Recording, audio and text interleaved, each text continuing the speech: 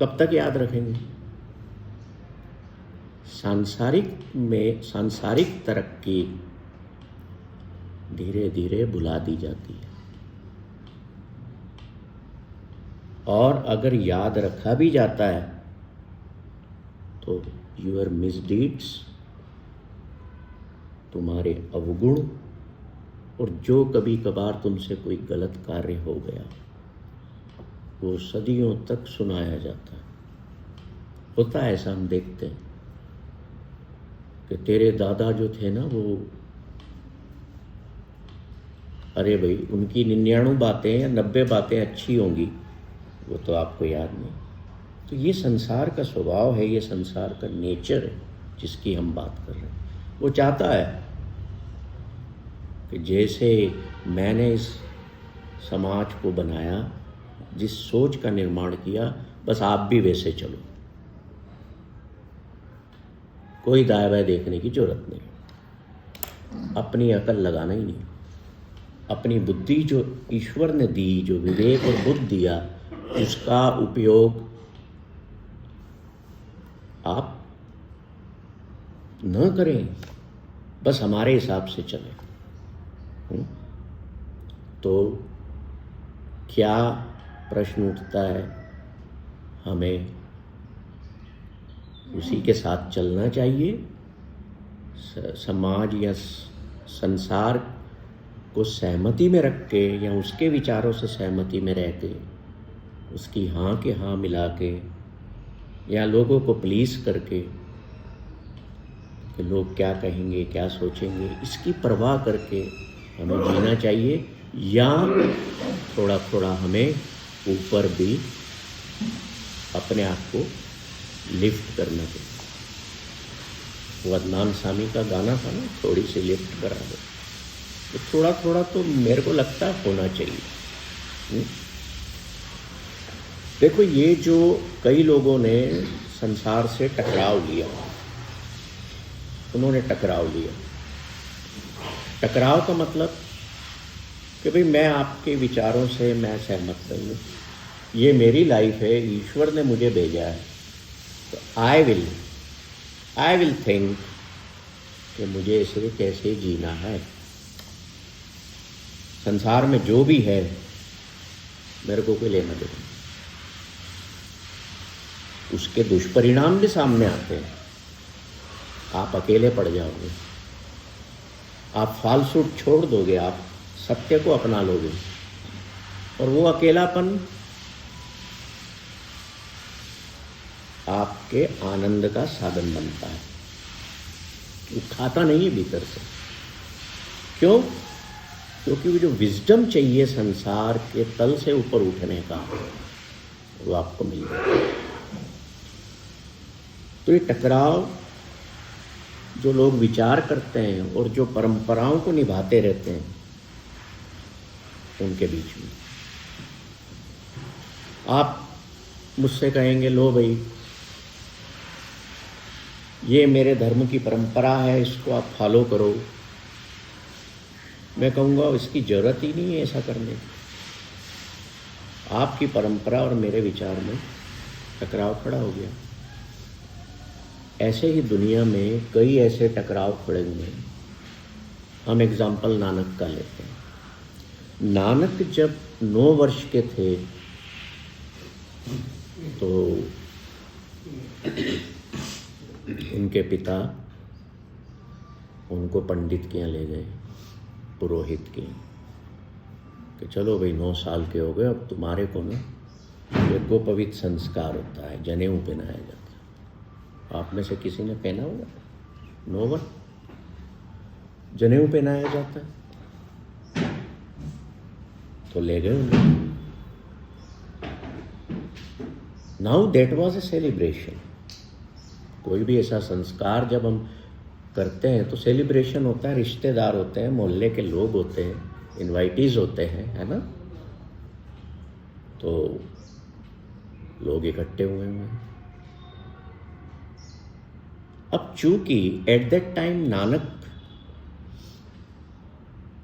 Never belong to any religion, father Hindu थे, mother भी हिंदू थी, but he said I don't belong to any religion. पंडित से कहते हैं कि ये धागा मेरे गले में पहनाने के पहले मेरे एक प्रश्न का जवाब दे दो। वो बोलता है हाँ पूछो ना। किसी ने हिम्मत की कि पंडित जी से प्रश्न करने की, नहीं तो आज भी नहीं करते लोग, पैर पड़ते हैं आगे बैठ जाते हैं, उनको जो पढ़ना है मंत्र पढ़ते हैं, जो छीटा काटी करना है कर कुरा के आप हाथ जोड़ के पैर पढ़ के आ जाते हो, राइट। तो नानक न पैर पड़े, उन्होंने ऐसा कुछ भी नहीं किया, बैठ गए सामने और कहते हैं मेरा एक प्रश्न है पहले, ये सब के पहले कहते हैं पूछो पूछो, बिल्कुल पूछो। तो नानक कहते हैं ये जो सेक्रेट थ्रेड है, जनेऊ है, ये किस चीज का बना है? कहते हैं धागे का है, कॉटन के। इसमें हम इसको रुई से बनाते हैं और फिर उसमें गिठाने डाल के ना बांध देते हैं। बोले ये टूट जाता है क्या कुछ समय बाद? बोले हाँ, धागा है, टूटेगा। बोले मैं मर गया तो मुझे जलाया तो ये जल जाएगा, साथ में नहीं जाएगा? हाँ नहीं जाएगा, जल जाएगा। ये देखो एक टकराव शुरू हो रहा है दो विचारों में, दो धारणाओं में। अच्छा, और अगर ये मैला हो गया, फिल्थी हो गया, तो फिर क्या करूंगा मैं? बोले आ जाना, इसको उतार के फेंक देंगे, नया पहना देंगे। Nanak said I will not wear it. मुझे तो तुम वो जनेऊ पहनाओ, वो सेक्रेट थ्रेड पहनाओ जो न टूटे, जिसमें मैल न लगे, न जले न जाए। वो कहने लग गए ऐसा तो कौन सा जनेऊ है, ऐसा तो नहीं होता, और तुम कैसी बातें कर रहे हो? अब देखो संसार की सहमति वाली बात से वो ऊपर की बात कर रहे हैं। तो पंडित जी या पुरोहित जी क्या कहते हैं पिता को, कालू मेहता को, तुम्हारा लड़का शायद मानसिक रूप से हिला हुआ है, तो पागलपन की बातें कर रहे हैं, ऐसा तो कोई जनेऊ दुनिया में होता ही नहीं है।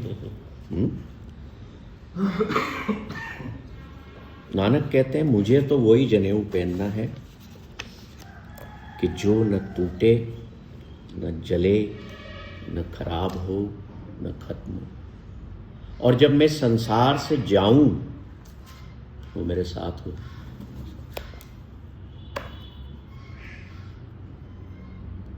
अब बात यह है कि अगर गुरु नानक, उस टाइम तो गुरु निरूपित नहीं हुए थे, नानक थे, बच्चे थे, पर थे ईश्वर का अवतार, तो हम गुरु कह सकते हैं उस वक्त भी उनको। मेरा प्रश्न ये है कि अगर नानक ये टकराव न लेते तो क्या आज हम उनकी बात कर पा रहे होते? अगर बुद्ध एक राजा के बेटे होकर के भी महलों को न छोड़ते, अपने परिवार से ही टकराव न लेते, तो क्या आज इतने फॉलोअर्स होते या हम याद करते? ऐसे ही महावीर, ऐसे ही मोहम्मद साहब, अगर ये सारे लोग इन्होंने टकराव लिया, ये संसार की जो राय थी ना, संसार की जो सोच थी, इससे सहमत नहीं।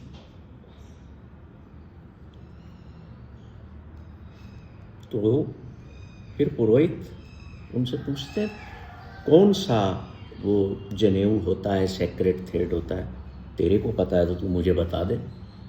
नाउ नानक डिफाइंस कि मैंने कौन सा जनेऊ पहना हुआ है।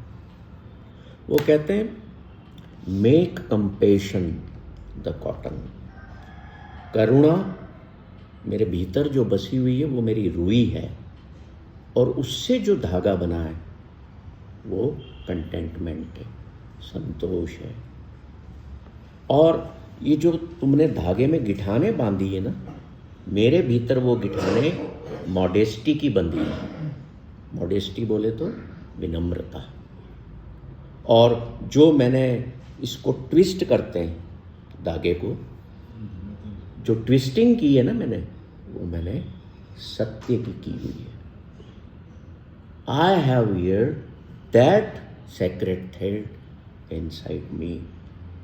और ये जो मेरे थ्रेड मेरे भीतर है पहना हुआ, ये टूटेगा भी नहीं, ये मैला भी नहीं होगा, ये जलेगा भी नहीं, और जाएगा भी नहीं कहीं मेरे को छोड़ के। It will be for ever, for ever, for ever with me. तो मैंने तो पहना हुआ है, मुझे इसकी जरूरत ही नहीं। प्रोसीजर में क्या होता था कि पंडित बिठाते थे जिसको जनेऊ पहनाना, पाठ पूजा करते थे वो, और फिर उसको पहना के जो भी उनकी प्रोसेस रहती थी वो करते थे। और पंडित जी, पुरोहित जी फिर कान में कुछ मंत्र देते थे, और फिर वो बंदा जिसको जनेऊ पहनाया गया वो पंडित जी को अपना गुरु मान लेता था कि now whole life you will be my guru, you will be my teacher. तो गुरु नानक उसको कहते हैं कि तुम थोड़े से पैसे के लिए लोगों को अपना फॉलोअर बनाते हो, तुम लोगों की शादियां करवाते हो, दूसरों की लड़कियों को अपना न समझ के उनकी शादियां कराते और पैसा ले लेते। दूसरों की लड़कियां भी तो अपनी बेटियां हुई, तो पैसा क्यों लेते हो? तो इस तरह का जो विजडम है उनको दे। कहते हैं फिर तुम अभी क्या करोगे? बकरे की बलि करवाओगे। पुरोहित पंडित बकरे की बलि करवाते थे और कहते थे हम इस शुभ मौके पर आज उसी का मांस खाएंगे।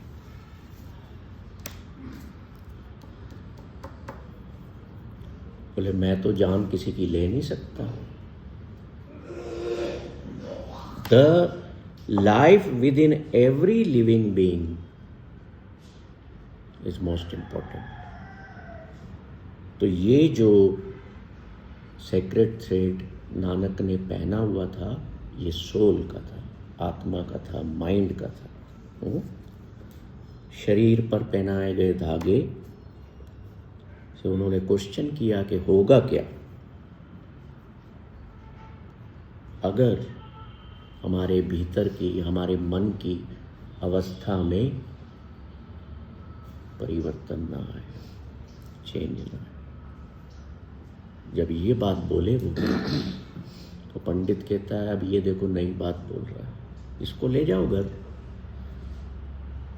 हमारी दुकान बंद कर देगा। कहते नहीं मैं अभी जाऊंगा नहीं, अभी मैंने पूरी बात ही नहीं की आपसे। अब आगे देखो कितना उसको मज़ेदार बात करते हैं। वो कहते हैं चलो तुमने ये जो सेक्रेट थ्रेड पहना हुआ है,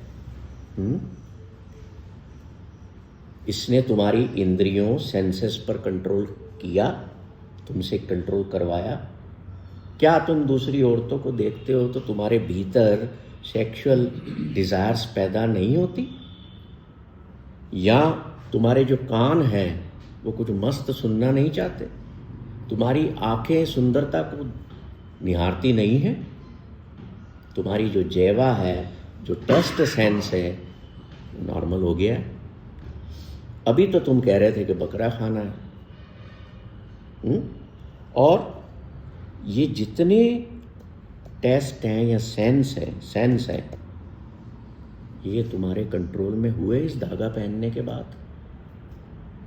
अब चूंकि वो जवाब नहीं दे रहा है तो उत्तर तो यही है ना कि नहीं हुए। तो नानक कहते हैं फिर ऐसे थ्रेड को पहनने से फ़ायदा क्या, जो हमारे मन की अवस्था में प्योरिटी न लाए, जो इन सेंसेस को कंट्रोल ना करे। और तुम सेंसेस पर कंट्रोल नहीं करते हो, पंडित बने हुए हो, पुरोहित हो, लोग कई ऐसे लोग हैं जो तुम्हारी दाढ़ी पर थूक भी देते हैं, तुम्हारा अपमान भी कर देते हैं।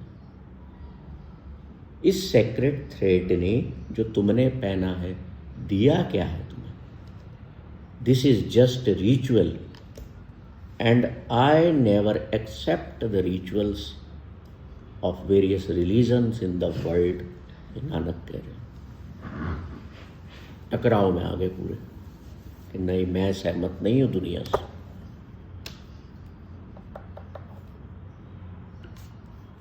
अब ये जो चीज़ें हैं, हमारे जैसे लोग, एक व्यक्ति भी सामने बैठा है ना, संसार की तो छोड़ो, हम एक व्यक्ति से भी टकराव मोल नहीं लेना चाहते। कितना बड़ा काम है। जब दुनिया में कोई बड़ा भारी क्रांतिकारी परिवर्तन या चेंज आना होता है तो सच टाइप ऑफ टकराव, कॉन्फ्लिक्ट्स या कॉलिजन्स ये जरूरी हो जाता है, अदरवाइज चेंज नहीं आता। और चेंज लाना है तो किसी को तो फिर उसके लिए स्वयं को आगे लाना होगा। बहुत बड़ा काम है, छोटा नहीं।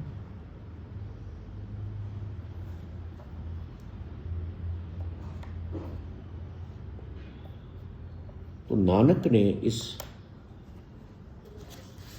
सांसारिक बंधन को तोड़ा। सेक्रेट थ्रेड चूंकि हिंदू धर्म के थे तो जरूरी होता है ना पहनना, उन्होंने ब्रेक कर दिया। उन्होंने कह दिया कि संसार का स्वभाव है हर किसी को बंधनों में बांधना। अब आपने भाई साहब शादी की है, बच्चे हैं, तो आपको बांधा गया आपको संसार में। संसार का मतलब पूरा ये नहीं है पूरी धरती पे बसे लोग, वो हैं, पर आपका परिवार भी एक संसार है। कहते हो ना, ये मेरी छोटी सी दुनिया है, तो बंधे हुए हो ना।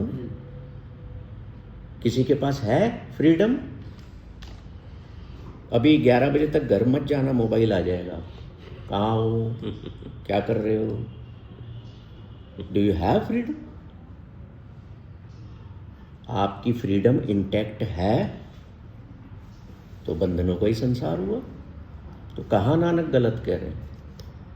पहली बात उन्होंने कही कि संसार से, मेरे विचारों से भी तुम्हें सहमत होना लाजमी नहीं है।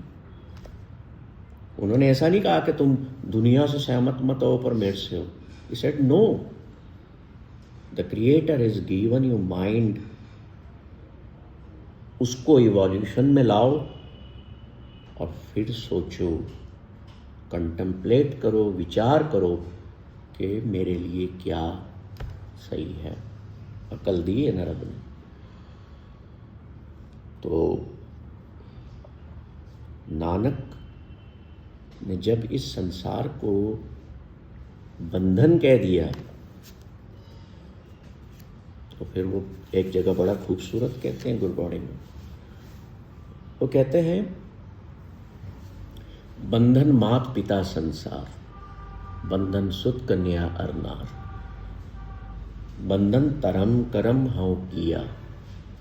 बताओ, उन्होंने तो माता पिता को भी बंधन कह दिया, आपकी पत्नी को भी बंधन कह दिया, स्पाउस को, हस्बैंड को, सबको बंधन कह दिया, बच्चों को भी बंधन कह दिया। अब मैं आपसे कहूँ कि your daughter is a bondage to you, for you, आप कहोगे कैसी बात करते हो, मेरे को तो बहुत प्रेम है उससे, मेरा तो जिगर का टुकड़ा है, बंधन कैसे हुआ? बंधन कैसे हुआ? We are basically entangled in everything in the world. और संसार अपने स्वभाव के कारण हमसे ये चाहता है कि हम एंटेंगलमेंट में रहें, हम फंसे रहें। कितनी चीज़ों में फंसे हुए आप बताओ। भीतर आ रहा होगा 11 बजे साइट पे जाना है, आ रहा है ना मैं पढ़ रहा हूँ, देख लो। द थिंग इज दैट शरीर से तो अभी आप मुक्त हो, यहाँ शरीर से मुक्त तो मतलब शरीर आपका किसी ने बांधा नहीं हुआ है अभी, आप उठ के वहाँ से यहाँ आ गए। बट फ्रॉम माइंड रस्सी बंधी हुई है, एक रस्सी घर पे बंधी हुई है, एक काम वाली जगह पे बंधी हुई है, और भी कहीं बंधी होगी, है ना। Nanak is showing the way to get out of all these entanglements। इन बंधनों से बाहर आ जाओ। अब ये जब उन्होंने बात की ना तो घर वाले परेशान हो गए। अब आपका बेटा बिगड़ जाए तो माता पिता क्या बोलते हैं, अरे बिगड़ रहा है, अपने हाथ में नहीं रहा, इसकी शादी कर दो, बंध जाएगा तो वो ही कंट्रोल करेगी आके इसको, हमसे नहीं हो रहा। माता पिता ये सलाह करते हैं, ढूंढते हैं, कर देते हैं। क्योंकि उनकी जो माता पिता की जो सफरिंग क्रिएट हुई थी ना, कि हम ये टाइम से नहीं आता, टाइम से नहीं खाता पीता, जो भी है कष्ट दुख, माता पिता दुखी होते थे, तो उन्होंने अपना दुख क्या किया, अपने से हटा के शादी करके उसकी पत्नी के गले डाल दी। ये संसार का स्वभाव है। दुखों को, सफरिंग को, कष्ट को दूसरों पर डाल दो। अभी कोई तनाव में होगा ना, मेरे साथ अक्सर ये होता है, क्या होता है, कोई टेंशन में है, उसको अपने घर का टेंशन है, तो वो मेरे को भाषण दे जाएगा, सारा डोल जाएगा। मैं सोचूंगा इसको हुआ क्या है, शायद बेचारे को कोई परेशानी है, पत्नी ने कुछ बोल दिया होगा, बच्चे कहना नहीं मानते होंगे, तो कहीं तो डोलना है ना उससे। कोई बात नहीं, हमारी बाल्टी तो खाली पड़ी है, कर जाओ उल्टे तो ऐसा होता है, देखा है मैंने। तो हम सफरिंग को ट्रांसफर करते रहते हैं सारा जीवन। आप किसी के घर पे गए, आपको तकलीफ है, आप किसी के घर पे गए, आपने अपनी दुख की फाइल खोली, अब अगला दुख लेने को तैयार नहीं आपका, तो वो अपनी बड़ी फाइल खोल देता है। और तुमको तो एक ही प्रॉब्लम है, ये मेरे तो देखो 4-4 सर्जरीज हुई हुई है, ये है क्या तुम्हारी प्रॉब्लम? कुछ भी नहीं होता है ऐसा। हम इस संसार के स्वभाव की वजह से, जो कि गलत है, हम अपने कष्टों को बड़ा बड़ा बड़ा बताते हैं और अपनी खुशियों को, मेरे तो जीवन में खुशी ही नहीं है, मैं तो बहुत कष्टों में हूँ, बहुत दुख में हूँ, ये बताने में फक्र महसूस करता। कहीं जाएंगे, कोई भीतर कुछ भी दर्द नहीं है, कोई दुख नहीं है, फिर भी उनके चेहरे पर आपको बैठे हुए ना मुस्कुराहट नहीं है, सुकून नहीं है। They are having grave faces, उदास, निराश, परेशान। क्यों? संसार का स्वभाव है। अभी आप भाई साहब बड़ा मुस्कुरा के यहाँ बैठे रहेंगे तो थोड़ी देर बाद मैं पता है क्या सोचूंगा, संसार का स्वभाव, कुछ ज़्यादा ही मुस्कुरा रहे, ज़्यादा ही खुश है। तो उल्टी थिंकिंग है ना। होना क्या चाहिए कि वो मुस्कुरा रहे हैं तो मैं भी एक मुस्कुराहट दे दूं, है। अभी मैं सुबह वॉक पे जाता हूँ, एक बार क्या हुआ, यूनिवर्सिटी में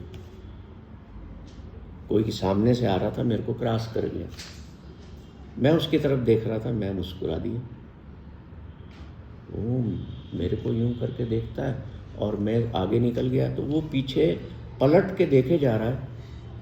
मैंने देखा ये क्यों देख रहे हैं इतनी देर से। मैंने कहा भाई साहब आप मेरे को देख के मुस्कुराए क्यों? लेडी की कहानी सुनी।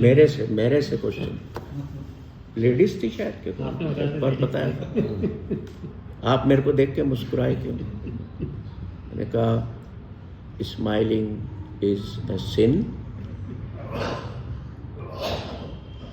हम किसी अनजान व्यक्ति के पास ट्रेन के कंपार्टमेंट में बैठे हैं ना, हम वहाँ अपना दुख खोलना चालू कर देंगे, वहाँ मुस्कुराएंगे नहीं उसके साथ।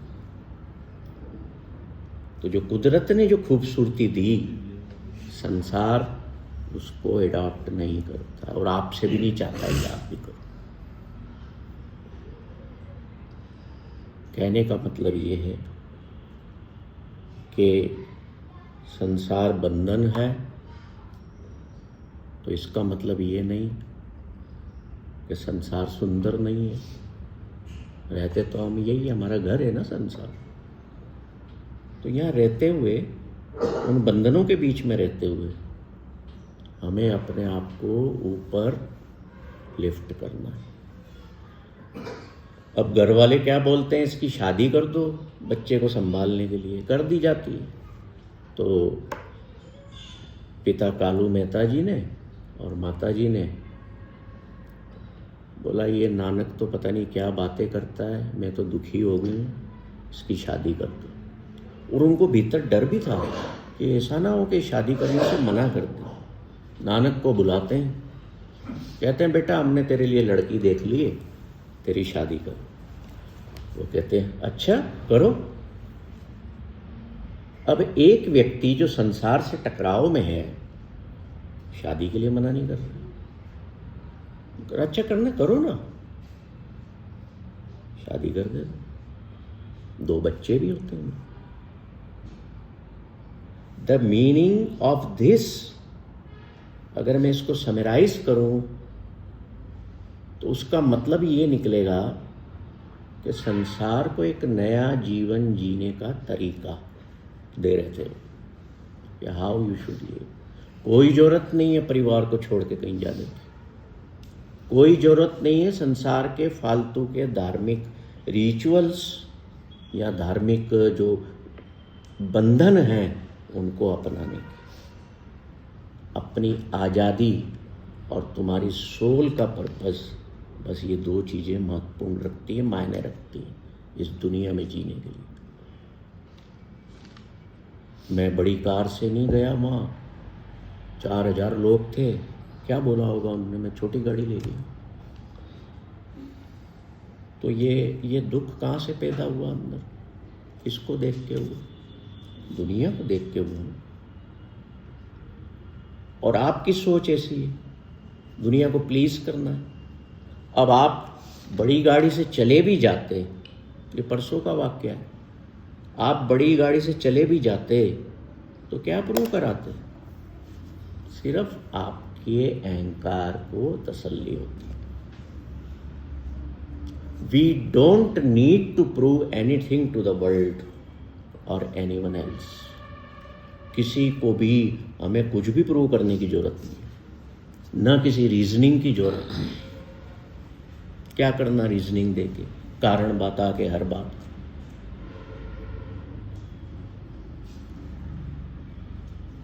फिर नानक कहते हैं कि संसार चोरों की जगह है, संसार झूठ है, the world is fake filled with falsehood. फिर एक जगह कहते हैं कि जो संसार है ये रोगी है, बीमार है, बीमारों का घर है बीमार।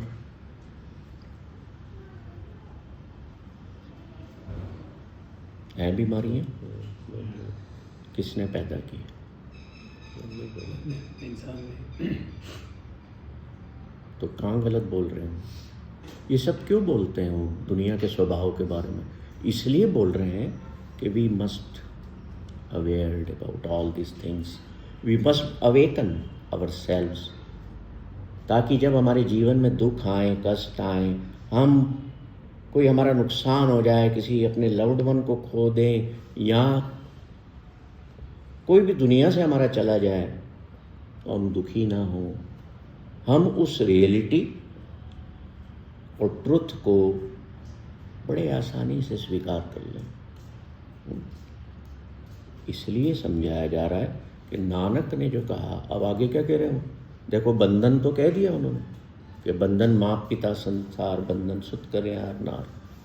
क्यों, क्या मतलब, क्यों कहा था? इसलिए कहा कि अगर परिवार में आप रह रहे हो और आप अपनी आत्मा का उद्देश्य भूल गए हो तो ये सारे लोग आपके जीवन में बंधन। आत्मा का उद्देश्य भूलना मतलब आपकी जो भीतर की आत्मिक तरक्की होना चाहिए, जो इनर ग्रोथ होना चाहिए, वो नहीं हो रही है तो ये जितने आपके परिवार के लोग हैं, चाहे कोई भी है उसमें, ये बेकार हैं, बंधन है, किसी काम के नहीं। बंधन तब नहीं है जब आप उनके बीच में रहते हुए अपने आत्मा के उद्देश्य, अपने जीवन के मकसद को पाने में लगे रहते हैं, बगैर सहमति, बगैर परवाह किए।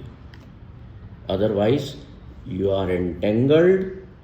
ठीक वैसे ही जैसे वो मक्खी गुड़ में, समझ गए, फंस जाती, गुड़ खाने जाती है ना, फंस जाती, फिनिश।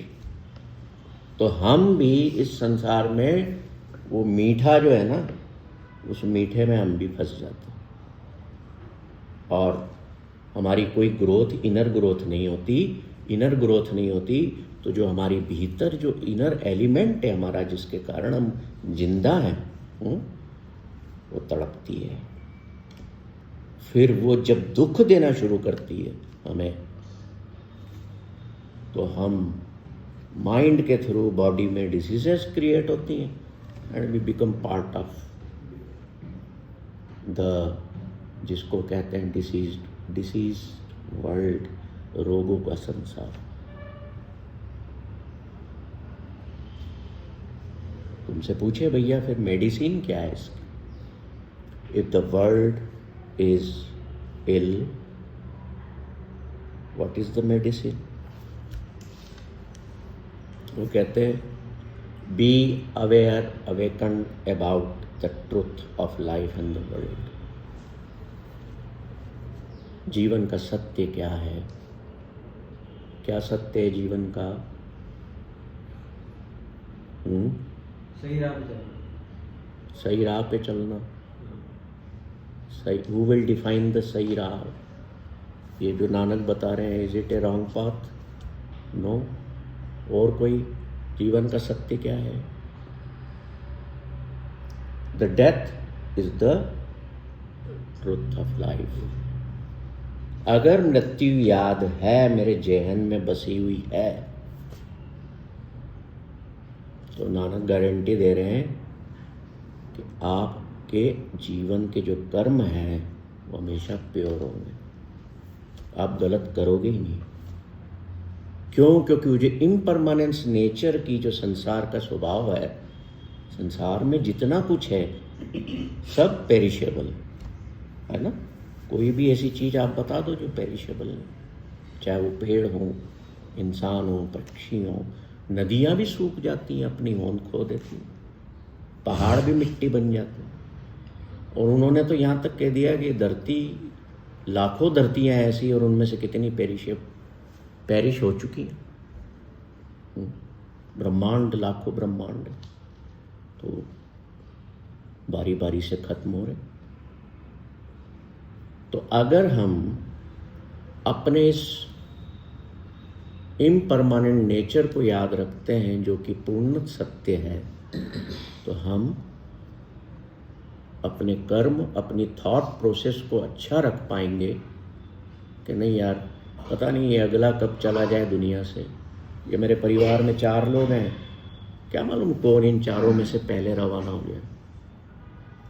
होता है ना ऐसा, कंपार्टमेंट में ट्रेन में जा रहे हो, जिसका स्टेशन आता है उतर जाता है ना। क्या आप जबरदस्ती बिठा लेते हो? नहीं, तेरे को जबलपुर नहीं उतरना, तो वो भी मेरे साथ सतना तक का आगे और चल। वो बोलता है भाई साहब पागल हो गए, मेरा स्टेशन आ गया, मुझे उतरना है, कैन यू स्टॉप हिमारा? नो, ये जीवन भी ऐसा ही है। जब हमारा स्टेशन आता है हमें उतरना है, और दुखी होने की चीज़ नहीं है वो। गुरु ग्रंथ साहब में कबीर कहते हैं कि वो तो बहुत प्यारा क्षण है। क्यों? क्योंकि I am going back to my real home. यहाँ पर तो मैं छुट्टियों मनाने आया हूँ। जब छुट्टियाँ मनाने आया हूँ तो अब सब आप देखो क्या क्या कर रहे हो। एंजॉय कर रहे हो कि ठोका पीटी में लगे हुए हो, या दौड़ में पड़े हुए हो दुनिया की। कितना इकट्ठा करना है, कहाँ ले जाओगे बताओ। एक जो उन्होंने रोग में, टाइम कम है तो मैं ज़्यादा, संसार रोगी क्यों है, रोग कौन से बताया हमने, मैं थोड़े से शॉर्ट में आपको बताता हूँ। एक रोग उन्होंने सबसे बड़ा जो कहा है ना, वो कहा है डिसीज़ ऑफ अटैचमेंट। इससे बोले वो सब पैदा होते हैं दूसरे रोग। आप अटैचमेंट में आकर के आप भूल जाते हैं कि सत्य क्या है, मुझे कौन सी मेरे जीवन की सही राह है, मुझे कौन सा विचार लेना है, कौन सा छोड़ना है, सब कुछ आप भूल जाते हैं। अभी देखिए ना, मान लो 4 भाई हैं, उनके बच्चे बड़े हो गए, तो एक भाई क्या देखता है, मेरा बेटा, इसी को होना सब कुछ। होता है ऐसे परिवार में, यहाँ बहुत सारे केस आते हैं। तो वो अपने बेटे के मुंह में आके अपने बचपन के दोस्त, जो उसके साथ गुल्ली डंडा भी खेला, पतंग भी उड़ाई, भाई, उसके खिलाफ हो जाते। A walk is created among blood relations. ये जितने झगड़े, फसाद और दुख क्रिएट होते हैं ना, ये ब्लड रिलेशंस में ही होते। नहीं तो आपको भाई साहब मेरे से लड़ने की क्या जरूरत पड़ी है? क्या लेना देना है? आप लेना देना इसलिए नहीं है, सांसारिक ही नहीं है, आप मेरे साथ अटैचमेंट में नहीं हो। जहां अटैचमेंट आया, एवरीथिंग विल बी स्पॉइल्ड। तो ये जो इसको कहा हेत रोग का सगल संसार, सारा संसार इस मोह के, अटैचमेंट के रोग से पीड़ित है। और माइंड की अवस्था को बिगाड़ने वाला ये मेरी पत्नी है। कोई देखे तो सही इधर। क्यों भैया, तुमने पैदा लेके हुए थे तुम्हारे साथ इसको, तुम्हारा क्या शादी की है तो क्या तुमने अधिकार में ले लिया उसको? Why are you owning her? खरीदा क्या? पहले किसी जमाने में खरीदते थे, तब तो ठीक था। आप खरीदते हो क्या? जब आपने खरीदा नहीं है तो फिर अधिकार क्यों? वो अधिकार is due to the disease of attachment.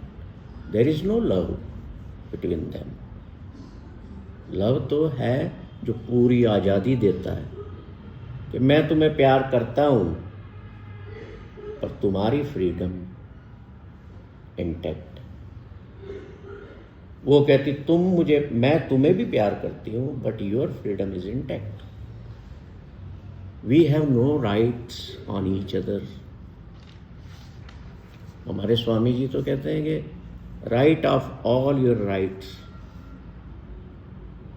In the whole family. किसी पर कोई अधिकार मत जमाओ, क्योंकि तुम्हारा बनता ही नहीं है। जब शरीर पर तुम्हारा अधिकार नहीं है, इन हाथों पर, पैरों पर अधिकार नहीं है, ये क्या क्या तो करवा देते हैं तुमसे। इन आँखों पर अधिकार नहीं है, कानों पर अधिकार नहीं है। अभी कोई साउंड बजना चालू हो जाएगा, मेरे में पावर है क्या उस साउंड को भीतर न जाने दूं? जोर ही नहीं है, पावर ही नहीं है, तो हाउ यू आर अपने आधिपत्य में तुम कैसे किसी को ले सकते हो? वो तो छोड़ो, ये मेरा परिवार है। लोगों ने दूसरों की प्रॉपर्टी, दूसरों का पैसा भी खा के बैठ जाते हैं। होता है? क्यों हो रहा है? उस व्यक्ति को जो 60-65 साल का है, आधे से ज़्यादा जीवन जी लिया ना, उसको अब और कितना हड़पने की जरूरत है दूसरों, क्यों जरूरत है? Due to attachment with my children. इनको मैं जितना ज़्यादा से ज़्यादा, सब जगह हो रहा है, कोई बिरला परिवार होगा जहाँ ऐसा नहीं होगा। Mostly all this things taking place in the world. कोई प्रश्न हो आपका बीच में तो पूछ लीजिएगा, है ना। अब जो गुरु नानक ने जो दूसरी डिसीजेस बताई हैं वो मैं केवल गिनवाऊंगा, उस पर बात नहीं करूंगा। एक है हाउ में मीन्स ईगोटिज्म, अहंकार, lust, vision, sound, taste, smell, ये सेंसेस के फंक्शन है, पर these are all diseases if they are not in my control, है ना कि नहीं। फिर एक बीमारी उन्होंने बताई है कि दुनिया में तुम आते हो, you know that you are not permanent here, और तुम जो काम करते हो, जो बनाते हो, जो निर्मित करते हो, यही सोच के बनाते हो ये तो मेरा पक्का मुकाम है। He says this is wrong.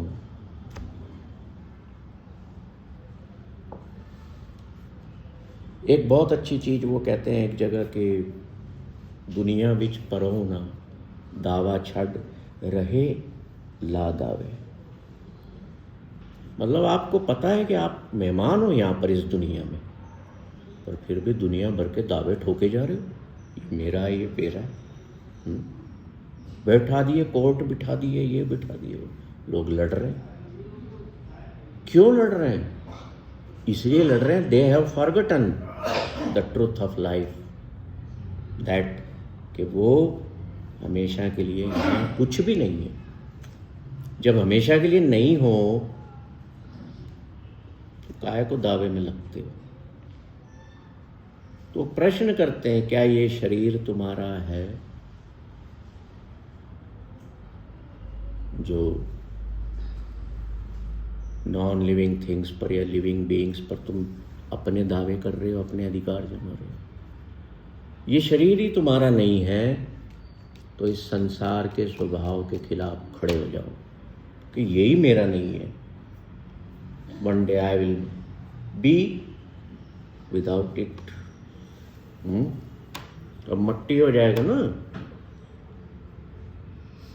जो तुम हो इसके भीतर हो और तुम इसे छोड़ दोगे। छोड़ोगे क्यों? क्योंकि तब आपके काम का नहीं रहेगा। बीमार हो गया, बुजुर्ग हो गया तो क्या कहती है आत्मा शरीर से? वो कहती है अब तो मेरे काम का नहीं रहा। तो धन जो है ना, धन मतलब शरीर हाथ जोड़ता है। वो कहता है नहीं ऐसा मत कर, अभी मैंने तो वो जिया ही नहीं जीवन, अभी तो मैंने प्रेम ही नहीं किया। I didn't live well, I didn't love my dear ones, I didn't share with them something anything, I didn't spend time with them. और तू कह रही है कि मैं छोड़ के जा रही हूं। प्रिय परदेश न जाओ बसो कर मोरे, तन कहे। वो धन मतलब शरीर कहता है हाथ जोड़, ऐसा मत कर। फिर वो क्या जवाब देती है आत्मा पता? वो कहती है नहीं, अब तू मेरे काम का ही नहीं रहा। मैं जो चाहती थी तेरे भीतर बसी रही इतने वर्षों तक, तूने वैसा तो कुछ किया ही नहीं। तू अपनी में ही लगा रहा, अपनी और अपनों में लगा रहा। मतलब संसार के स्वभाव के हिसाब से तू चलता रहा। तेने कभी ये जानने की कोशिश नहीं की what I need, for what I am hungry, है ना। शरीर की भूख तो मिटाता रहा तू, पर मेरे का क्या? अब मैं जा रही हूँ, गुड बाय। अब मैं एक ऐसा शरीर ढूंढूंगी सोच समझ कर कि जो मेरी इच्छाओं की पूर्ति करे। शरीर की ही नहीं, मेरी इच्छा वो छोड़ जाती है। क्या होता है फिर? चिड़िया उड़ गई, मकान खाली रह गया है। फिर वो घर वाले क्या करते हैं? घंटा भर घर में रखे। अब कोई बाहर है तो बोले ले जाओ अस्पताल रखे हो, वो अलमारी में डाल के। उसको थोड़ी पता है कहाँ पड़ा हुआ है वो। फिर घर पे भी नहीं रखता, भूत भूत बोल के डरते हैं। फिर वो प्रेमिका भी उस अपने प्रेमी के साथ नहीं सोती, वो भी डरती है। आपके पिता चले गए, शरीर पड़ा है ना। उस शरीर को कोई ये नहीं कहेगा कि दर्शन सिंह जी बॉडी, नाम भी छोड़ दी। अकेले कमरे में नहीं बैठोगे उनके साथ, यूं बैठे रहते थे। तो किसका बताओ इंपॉर्टेंस है जीवन में? इस शरीर का या वो एलिमेंट जिसके कारण ये कुछ कहलाता था, जिंदा कहलाता। तो हम में से कितने लोग उस एलिमेंट से मिले हैं, या दुनिया की, संसार की, बस इसमें लगे हुए। मैं मना नहीं कर रहा हूं आपको कि 4 कोट मत सिलवाओ आप। शरीर is a vehicle of that element, है ना। What is the need of the soul? The need of the soul is to move yourself in the search of truth of life. मतलब ट्रुथ क्या है? Truth ईश्वर है, divine power है। और आप कहते हो ना कि जो आत्मा है वो परमात्मा का अंश है, तो फिर उसको तो उसकी प्यास है ना उससे मिलने की। तो आपने किया नहीं कुछ, एंड फिर रिजल्ट क्या होता है? रिजल्ट क्या होता है कि हम कितने ही लाइफ टाइम से हम निकल करके इस ह्यूमन बीइंग में आए, then we again fall to the lower category, to animal के। बाबा फरीद को जानते हो? नाम सुना है? वो एक पेड़ के नीचे बैठे हुए थे। बड़ी इंटरेस्टिंग छोटी सी उनकी एक्चुअल कहानी है। अब मैंने उसको थोड़ा मेरे हिसाब से बना दिया। पेड़ के नीचे बैठे हुए थे, ऐसी खाट जैसी ये हमने रखी हुई ना खाट, इधर ऐसी खाट पेड़ के नीचे लगी हुई, और एक लोड होता है ना तकिया गोल, वो पड़ा हुआ, उस पर यूँ सिर रख के और पैर पे एक पैर रख के बैठते ना मस्ती से, ऐसे बैठे।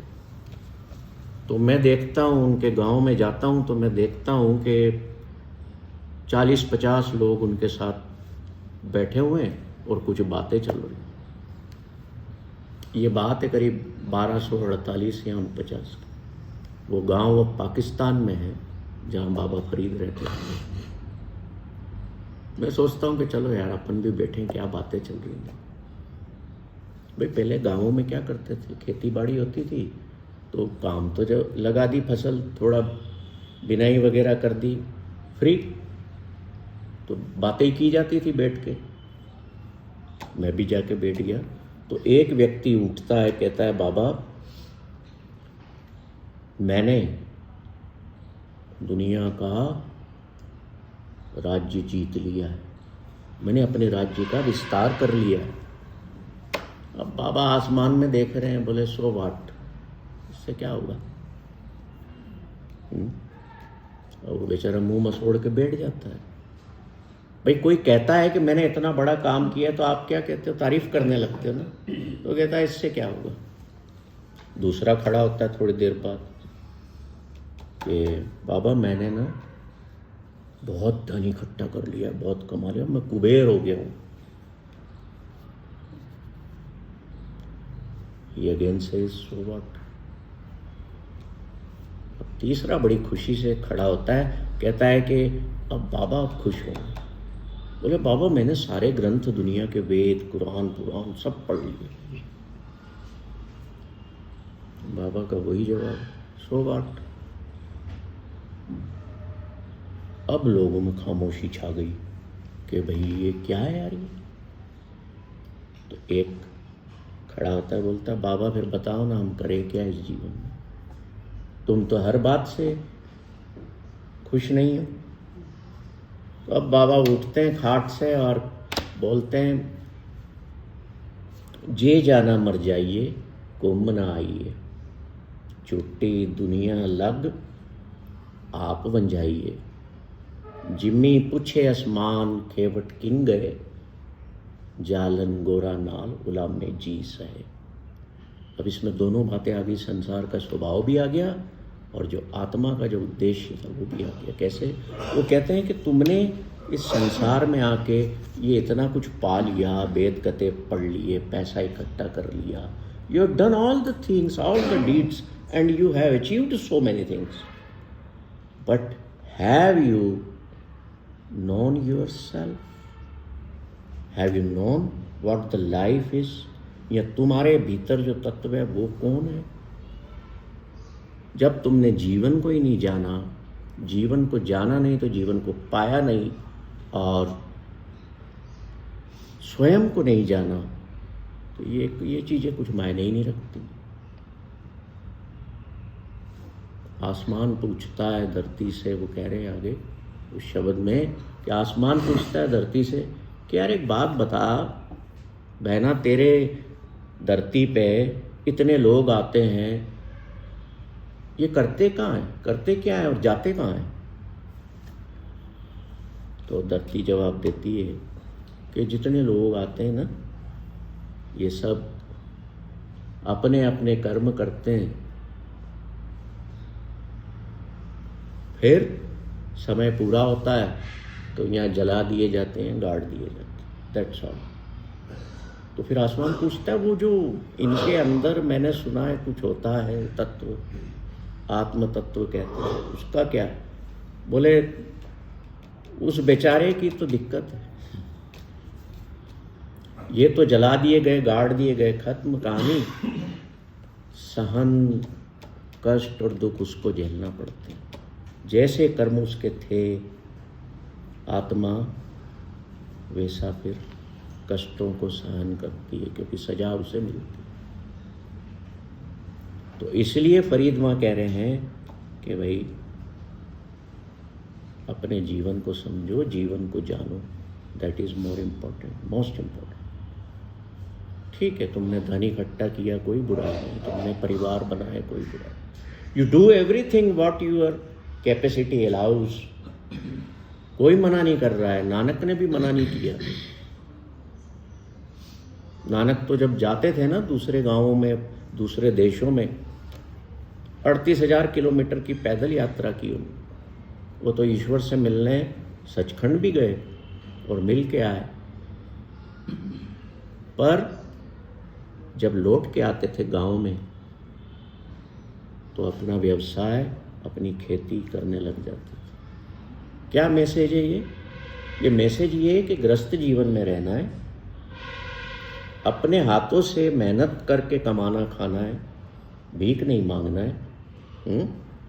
और तीसरा, ट्रुथ को याद रखना, जीवन और संसार के सत्य को याद रखना। तो इससे क्या होगा कि बंधनों में नहीं फंसो, अटैचमेंट में नहीं आओगे। अटैचमेंट में नहीं आओगे तो रोग नहीं घेरेंगे, संसार के लोग भी आपसे खुश रहेंगे कि इसने कभी ऐसा काम नहीं किया कोई। कितने सारे फायदे हो गए। और ये फायदे कैसे हुए? जब हम संसार के स्वभाव में जीना छोड़ देते हैं, संसार से सहमति में हम नहीं रहते। अदरवाइज जो जो दिखता है इस संसार में वो रोगी दिखता है, बीमार है, कोई शरीर से बीमार है और अब तो ज़्यादा दुनिया तो मन से बीमार हो।